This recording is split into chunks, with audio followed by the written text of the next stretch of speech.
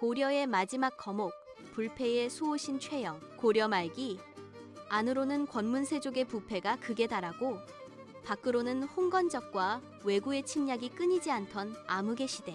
그 혼란의 한복판에서 오직 고려라는 이름 아래 자신의 생을 통째로 던진 거인이 있었습니다. 우리 역사상 가장 청렴하고 강직했던 군인이자 고려의 마지막 자존심이라 불리는 최영 장군의 일대기를 깊이 있게 들여다봅니다. 평생의 좌우명, 황금보기를 돌같이 하라.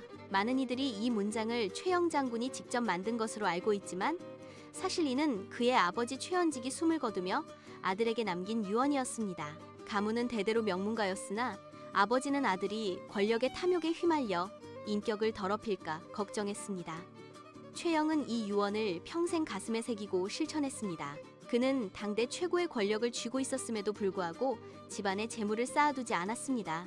의복은 해지면 꿰매 입었고 끼니는 겨우 배를 채울 정도로 소박했습니다. 고관대작들이 뇌물을 주고받으며 화려한 연애를 즐길 때 최영은 낡은 집에서 조국의 안위만을 고민했습니다. 훗날 그를 시기하여 죽이려 했던 적들조차 최영에게는 뇌물이 통하지 않으며 털어봐도 먼지 하나 나오지 않는다며 혀를 내둘렀을 정도였습니다. 홍건적과 왜구를 몰아낸 고려의 방패 최영은 말 그대로 살아있는 전설이었습니다.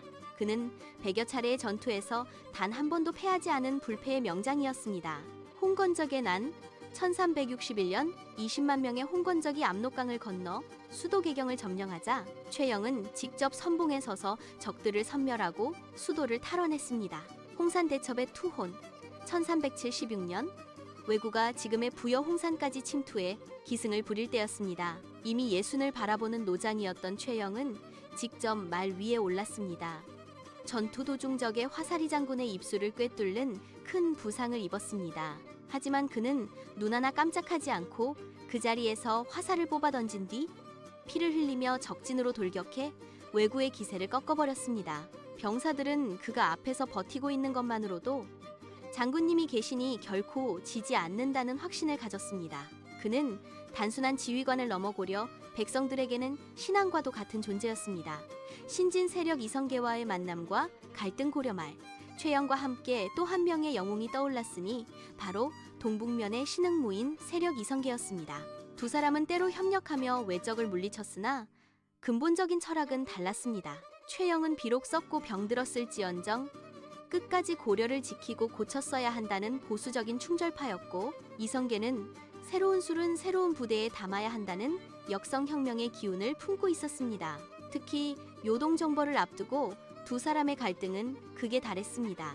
명나라가 고구려의 옛 땅인 천령 이북을 요구하자 분노한 최영은 이 기회에 요동을 정벌하여 고구려의 옛 기상을 되찾자고 주장했습니다. 반면 이성계는 사불가론 4가지 안 되는 이유를 내세우며 반대했습니다. 결국 왕의 명령으로 정벌이 결정되었으나 이것이 비극의 서막이 되었습니다.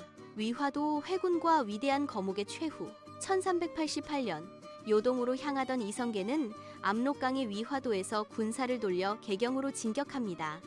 이것이 역사의 물줄기를 바꾼 위화도 회군입니다. 당시 요동정벌의 총사령관이었던 최영은 왕의 곁을 지키기 위해 급히 개경으로 돌아왔으나 이미 대세는 기운 뒤였습니다.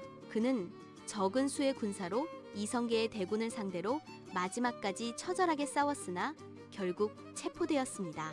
체포되는 순간에도 그는 흐트러짐 없는 자세로 왕에게 마지막 절을 올렸습니다. 이성계는 평소 존경하던 선배 장군인 최영을 살려주고 싶어 했으나 새로운 나라를 세우기 위해서는 고려의 상징인 그를 제거할 수밖에 없었습니다.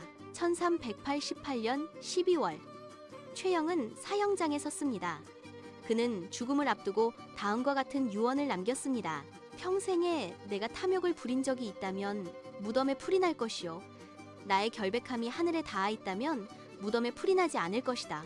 붉은 무덤 정묘의 전설 놀랍게도 장군이 처형된 뒤 그의 무덤에는 정말로 풀이 한 포기도 자라지 않았습니다.